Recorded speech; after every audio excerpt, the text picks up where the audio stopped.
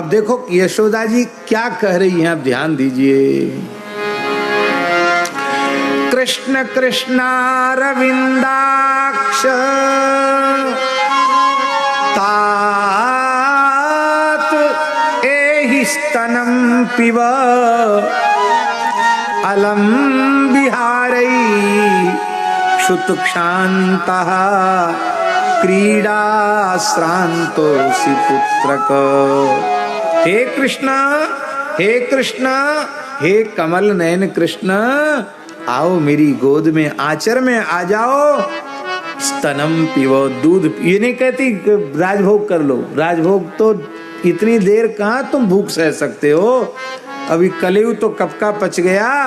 अब आओ मेरी गोद में दूध पी लो, क्योंकि तुम्हारी कमल की जैसी बड़ी बड़ी आंखें भीतर को धस गई भूख के मारे। ठाकुर जी की आंखें भीतर नहीं धसती हैं, वो तो उनका स्वरूप नित्य एक जैसा ही रहता। पर यशोदा का वात्सल्य देखो, सबरी आंखें भीतर को घुस गई, थबरो मोहड़ो पिचक गयो, देख लो तुम्हारे दांत बाहर को निकल से आए, पेट और पीठ एक है रहे। ठाकुर जी ऐसा स्वरूप थोड़ी होता ठाकुर जी का कि पेट पीठ एक है जाए, मुंह पचक जाए, दांत बाहर को निकल आवे।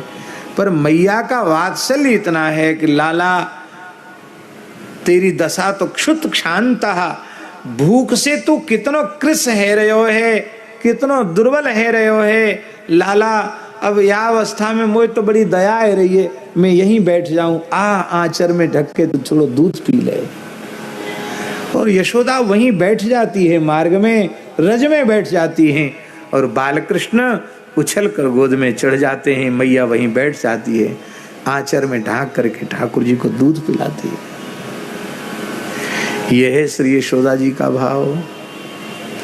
बलराम जी को बुलाती है, बलराम जी उछल के चढ़ जाते हैं, और फिर गोद से उछल के कहते हैं अब तो ताकत आ गई दूध पी के, अब नहीं आऊंगो। तब श्री मैया कहती है प्रतीक्षते त्वाम दासारः भोक्ष्यमाणो व्रजाधिपः एह्यावयो प्रियम देहि स्वगृहान् यात बालका।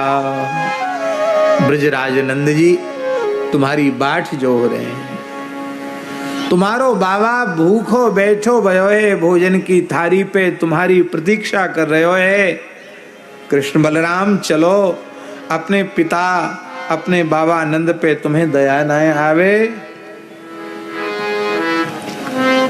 पिताजी भूखे बैठे हैं तो ठाकुर जी की चंचलता कम हो जाती है, उछल के दाहिनी ओर दाऊ जी चढ़ जाते हैं, बाईं ओर श्री कृष्ण, दोनों को एक साथ गोद में लेकर कृष्ण बलराम को यशोदा जी नंद महल में प्रवेश करती हैं और बालकों से कहती हैं तुम पीछे पीछे लगे क्यों आ रहे, जाओ सब अपने अपने घर को जाओ। बालक कहते हैं मैया तू एक बात सांची सांची बता, का कृष्ण बलराम ही तेरे बालक हैं, हम तेरे बालक ना हैं? तू हमारी मैया नाय का। इतना सुनते यशोदा जी विह्वल हो जाते, नाय नाय लाला हो, तुम हमारे बालक हो, तुम हमारे कृष्ण बलराम के सखा हो ना, तो हमें तो कृष्ण बलराम के जैसे ही प्यारे हो। बालक कहते तो हम नहीं जाएंगे, हम भी यहीं स्नान ध्यान करेंगे, नए नए लत्ता कपड़ा पहनेंगे और हम यहीं भोजन करेंगे। मैया उदार है, ऐसी नहीं है कि कह गए जाओ अपने घर में जाओ खाओ। मैया प्रसन्न होकर कहती ठीक है, बिल्कुल ठीक है। धूल धूसरितांगस्तम पुत्र मत जन्मावह, धूल धूसरित भगवान को देखकर स्नान कराती है। कहती देखो आज तुम्हारे जन्म का नक्षत्र है, विप्रेभ्यो देहि गाह शुचि, पवित्र होकर के ब्राह्मणों को गोदान करो, क्योंकि आज रोहिणी नक्षत्र है। भगवान अपने जन्म के नक्षत्र पर गायों का दान करते हैं, और दान करने के बाद अब बैठ करके बाबा के निकट आते हैं। अब देखो बहुत सुंदर, ध्यान से सुन, सब सखाओं ने भी स्नान किया है, सब ने नए नए वस्त्र पहने, आज ठाकुर जी के जन्म का नक्षत्र है, और सब अलग अलग पीढ़ा पर बैठे हैं, सबके सामने सुंदर सोने चांदी के पात्र रखे हुए हैं, विविध प्रकार के व्यंजन परोसे। वो सैकड़ों सखाओं के साथ बीच में ब्रजराज नंद बाबा बैठे हैं, उनकी दाहिनी जंघा पे बलराम है, बाईं जंघा पे श्री कृष्ण है, और सामने चौकी पे विशाल स्वर्ण थाल में विविध प्रकार के व्यंजन परोसे गए हैं। सखा मुनि तो सब थे, भगवान के जाति भाई तो थे ही, ब्राह्मण बालक भी थे। उनमें मुदमंगल वो पूर्णमासी पुरोहितानी के पुत्र हैं, ब्राह्मण बालक हैं जिनको मनसुखा कहते हैं। भगवान के नर्म सखा, भगवान को हंसाने की सेवा इनकी है। किसी तरह से भगवान को हंसा के रखो, ये उनकी सेवा है। तो मनसुखा जो है मुदमंगल, वाकु सब सामग्री पक्की पक्की तो आ गई, पूड़ी जलेबी कचौड़ी इमरती बालूशाही बर्फी रबड़ी सब चीज आ गई। पर मैया ने सोची ये ब्राह्मण है, यह खीर काय को परोसे, खीर कच्चे में आ गए। तो खीर तुम्हारा नाम की खीर थी, अधोटा दूध की खीर थी। अधोटा दूध जानते हो? 1 क्विंटल दूध को ओटा ओटा के 50 लीटर कर दिया जाए, फिर 50 लीटर दूध में 1 सेर दूध में 1 मुट्ठी, 1 छटाक नहीं, छटंकी सेर तो महाराज जी कहते थे दरिद्रों की खीर हो गई। हाँ, प्रेमियों की खीर तो छटंकी सेर नहीं, मुट्ठी सेर होती है। 1 मुट्ठी कस के मुट्ठी भरने में जितना चावल आ जाए उतना, माने 50 मुट्ठी चावल उसमें घेरा जाए, और चौड़े दल की चौड़ी कड़ाही हो, पलटा चलता रहे। खीर लग गई तो सब बेकार है। खीर बढ़िया बनते घुटते घुटते घुटते घुटते चावल और सब मिलके एक है जाएं, फिर ऊपर से उसी के अनुपात में सुंदर ताजा, जैसे हमारे ब्रह्मचारी जी माखन लाए ना, आज हमने भोग लगाया, सब संतों ने पाया, बड़ा दिव्य माखन। तो वो ऐसे ही माखन उसको तपा करके एकदम कड़काया हुआ घी निकाल करके, और फिर उसी के अनुपात में घी 5-10 सेर घी उसमें डाल दो, फिर घी मिल जाएगा, अलग दिखाई नहीं पड़े, 1 बूंद घी नहीं दिखाई पड़ेगा खीर में, सब मिल जाएगा। और उसमें फिर मेवा मिश्री जो कुछ तुम्हारी अपनी श्रद्धा हो उतना डाल दो, ऊपर से थोड़ा केसर डाल दो, थोड़ा इलायची का बुरका डाल दो, इलायची को थोड़ा चूर्ण करके डाल दो। ऐसी खीर सुंदर ठंडी हो जाए, सीरी हो जाए, और फिर ठाकुर जी को भोग लगाओ तो ज़्यादा श्रम नहीं करना पड़ेगा। दौड़े गोपाल जी आएंगे खाने के लिए, बस थोड़ा प्रेम भीतर होना चाहिए। और इसके बाद ऐसी खीर जब साधु ब्राह्मणों को जिमाओगे तो हाथ जोड़ के नहीं करना पड़ेगा, महाराज आशीर्वाद दीजिए। फिर तो खाने वाले के रोम रोम से आशीर्वाद निकले, जजमान तेरो भलो होए, तेरो अच्छो होए, तेरे बालक बच्चे मजे में रहें, तो एक खूब धन संपत्ति आवे, तेरे खूब पोता पोती हो में, अपने आप आशीर्वाद निकलेंगे ऐसी खीर खाए हुए पे। बढ़िया मैया ने खीर बनाई, क्योंकि नंदो महामना, नंद बाबा का विशेषण है महामना, छोटे कमजोर मन वाले नहीं है नंद बाबा, खूब उदार हैं। बहुत ध्यान से सुने, कच्चे दिल का कच्चा नहीं होना, उदार होना चाहिए, खूब उदारता से, सब काम खूब उदारता से। तुम जितना आड़े हाथ खर्च करोगे भगवान उतने 1000 हाथ से तुमको देगा। और कंजूसी करके लोभ करके धन इकट्ठा करोगे, वो मैं मूल ब्याज के कहीं ना कहीं किसी न किसी रास्ते से चला जाएगा। इसलिए लिख लो, लिखने योग्य, जीवन में उतारने योग्य श्लोक है।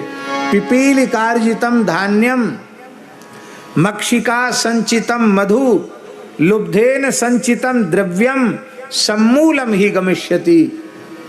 चींटियों के द्वारा इकट्ठा किया हुआ अन्न के कण, मधुमक्खियों के द्वारा इकट्ठा किया हुआ शहद, और लोभी के द्वारा इकट्ठा किया हुआ धन जड़ मूल के सहित समाप्त हो जाता। मैं ब्याज त्याज के चला जाता है। इसलिए धन का उत्तम उपयोग दान पुण्य में करना। एक सज्जन ने हमको, गृहस्थ व्यक्ति ने, गुजरात सौराष्ट्र में ही एक बात कही, हमें बहुत अच्छी लगी। उन्होंने कही, महाराज जी अपनी संतान को हमने जो विचार किया है, उनको कमाने का एक माध्यम दे करके जाओ, पर बहुत कमाई दे के मत जाओ। क्यों? बोले वो निकम्मे हो जाएंगे।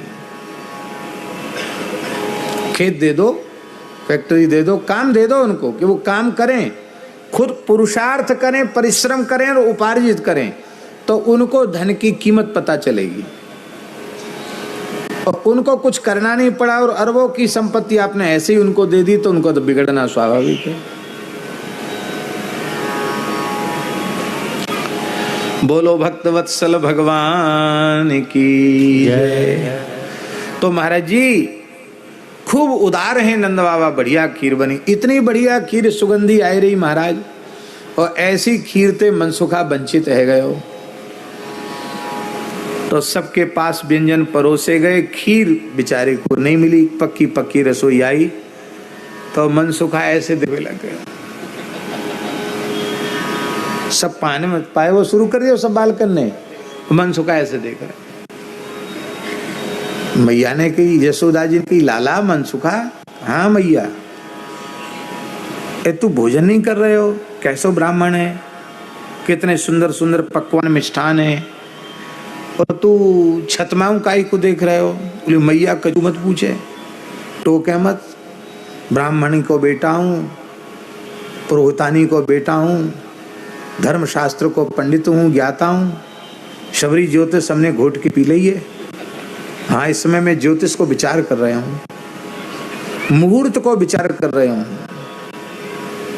मैया बोली भैया हमैया कछु ज्योतिष बताए दे, तू कहा विचार कर रहे हो। बोले आज समय बड़ो खराब मुहूर्त है, ये छत गिरेगी, सब दब के मर जाएंगे।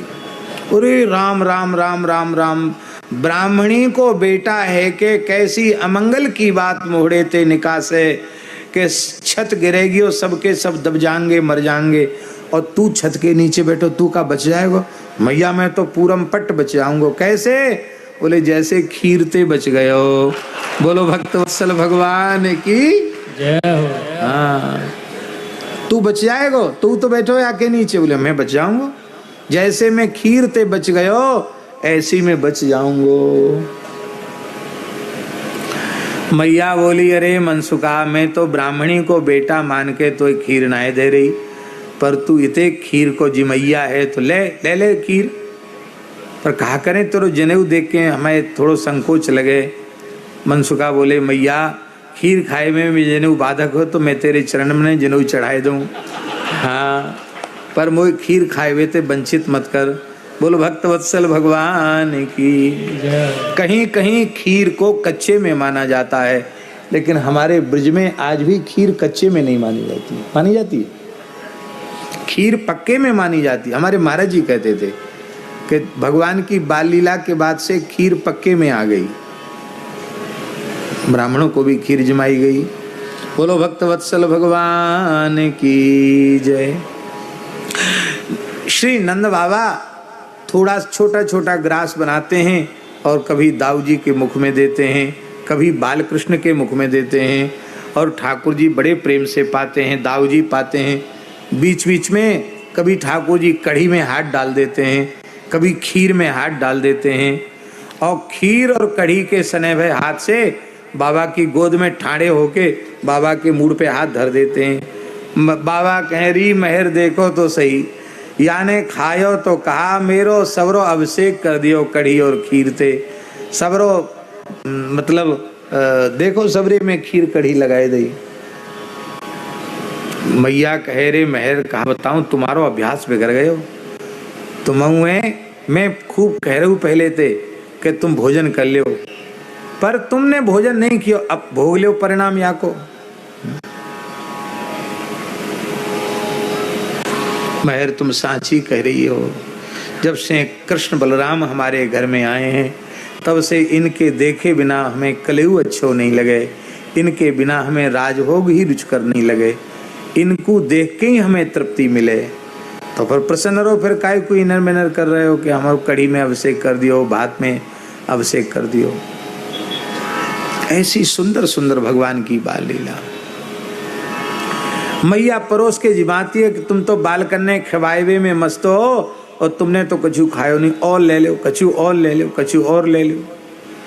बाबा बोले अरे मेहर अब हमारो बुढ़ापो है, बुढ़ापे में ने हिसाब किताब से खानो चाहिए, और तू पीछे पड़ के जिमावे, आफत तो हमें भोगनी पड़े। अब पेट में नेकऊ जगह ना है। तो ठाकुर जी ने मैया बाबा की बात सुनी तो पेट दबा दबा के देखने लगे कि पेट में बाबा कह रहे हो जगह ना है। तब तक बाबा की गहरी टुंडी में ठाकुर जी की अंगुरिया घुस गई। अरे बाबा बड़ी झूठ बोले, इतने एक जगह ये तो जाके बची भैया के जगह ना है। तो ने कड़ी भात लेके नाभि में भर दिया। मैया देख अब बाबा को पेट पूरी तरह भरे। अरे कन्हैया तेने सबरी कड़ी भात हमारे टुंडी में भर दी नहीं है। ये बाल कृष्ण की बाल लीला है। बाबा जो है हरी हरी मिर्चा, जैसे हमारे त्यागी जी थोड़ा घी में और थोड़ा राम रस और नींबू डाल के मिर्चा तलते हैं और ऊपर से उसका छिलका और उतार देते हैं। अरे महाराज विलक्षण भी मिर्चा के आचार्य हैं एक तरह के।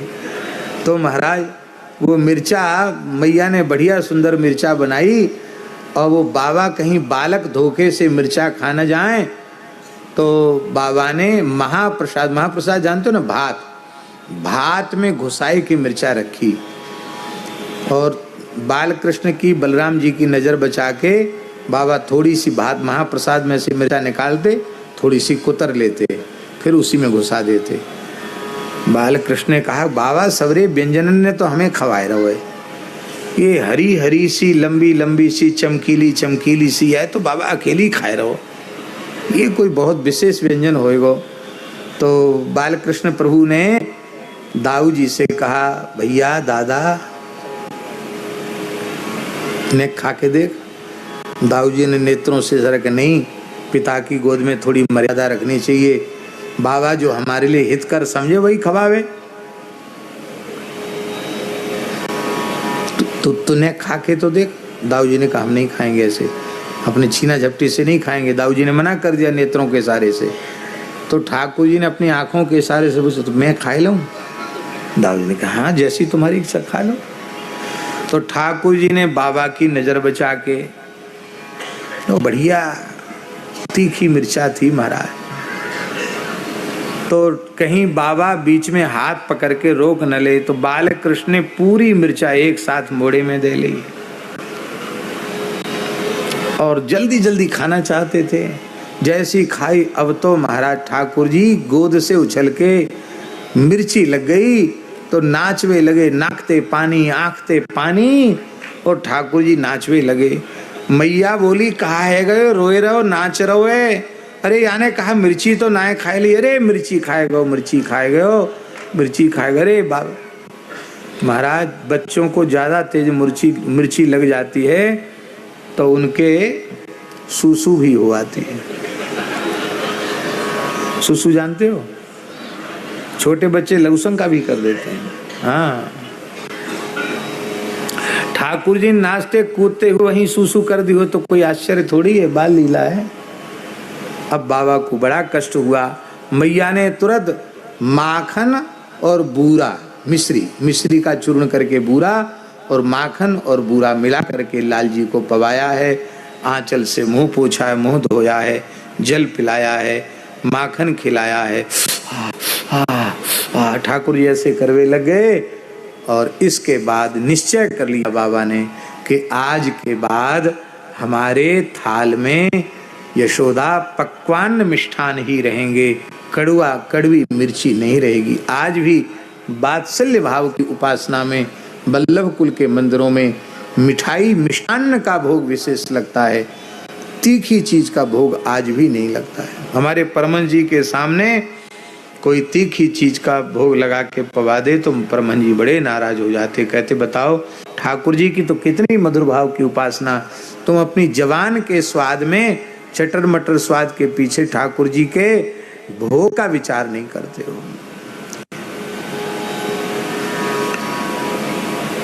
बोलो भक्तवत्स भगवान की जय। माई मेरे श्याम